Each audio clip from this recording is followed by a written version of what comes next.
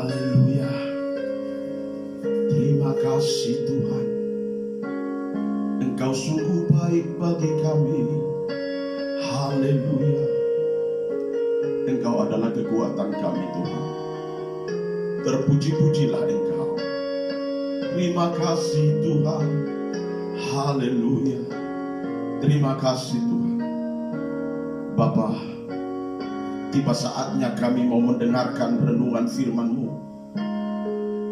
Firman-Mu adalah kekuatan bagi hidup kami, yang menjadi cermin yang dapat membawa kami kepada keinginan Tuhan hari demi hari. Urapi hamba-Mu yang akan menyampaikan firman-Mu Tuhan.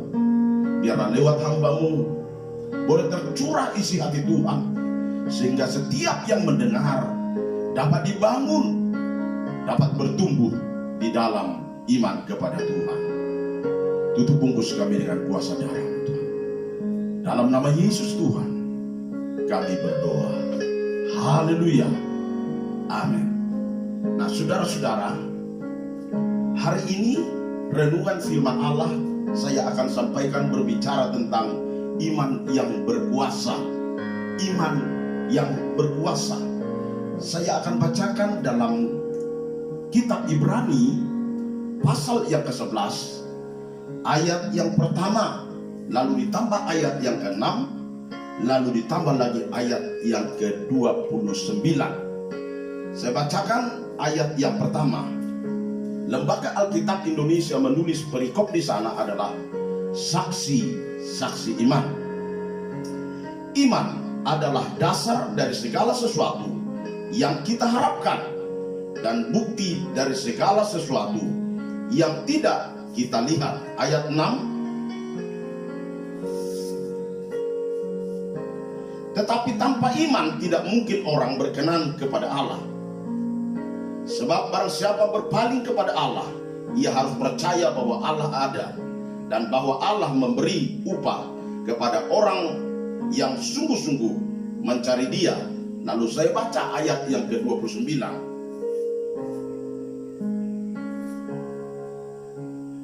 Saudara boleh simak dalam Alkitab masing-masing ayat yang ke-29. Karena iman maka mereka telah melintasi laut merah sama seperti melintasi tanah kering, sedangkan orang-orang Mesir tenggelam ketika mereka mencobanya juga. Nah saudara-saudara, dari ayat yang pertama sangat jelas di situ diutarakan bahwa iman itu adalah hal yang sangat-sangat terpenting kita perhatikan. Karena dikatakan tadi iman itu adalah dasar dari segala sesuatu. Kata dasar itu kalau dihubungkan dengan sebuah bangunan, maka dasar itu disebut pondasi. Kokohnya sebuah bangunan didasari dengan pondasi yang kuat. Kalau pondasinya tidak kuat, dasarnya tidak kuat, maka sampai ke atas dia tidak akan kuat. Nah saudara, dari ayat ini kita dapat mengambil kesimpulan bahwa iman itu harus kita perhatikan benar-benar di dalam hidup kita sebagai orang percaya.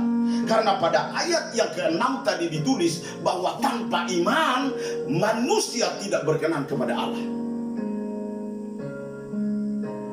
Jadi saudara, apapun yang kita lakukan, apapun yang sedang kita kerjakan, entah itu berupa pelayanan, entah itu berupa pekerjaan, entah itu melakukan sosial, harus didasari dengan iman. Dan saya mau kasih tahu kepada saudara, ada ayat firman Tuhan berkata, orang iman hidup, orang benar hidup karena iman.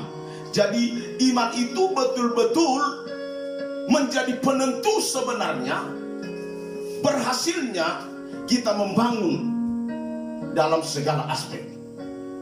Nah saudara, saya mau kasih tahu,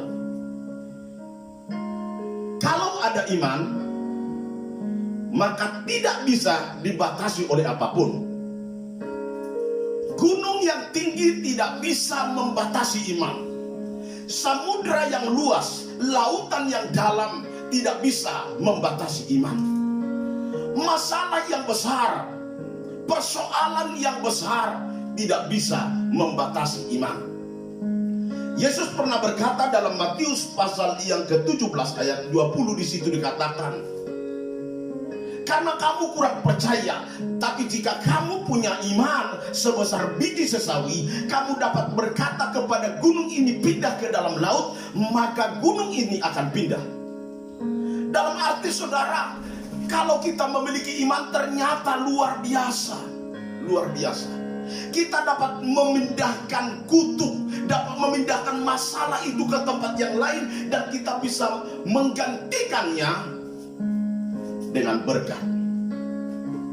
Kita dapat menggantikannya dengan berkat. Jadi sekali lagi saya mau kasih tahu, kalau ada iman tidak ada yang dapat membatasi. Salah satu contoh saudara-saudara, ketika Musa memimpin bangsa Israel keluar dari tanah perbudakan, dari tanah Mesir, saudara, mereka dibawa keluar. Tapi di tengah perjalanan mereka menjumpai ada laut merah, laut yang begitu luas. Dan memang secara logika, secara manusia tidak mungkin dapat diseberangi dengan berenang, karena mereka juga membawa banyak barang. Mustahil saudara mereka bisa melakukan itu.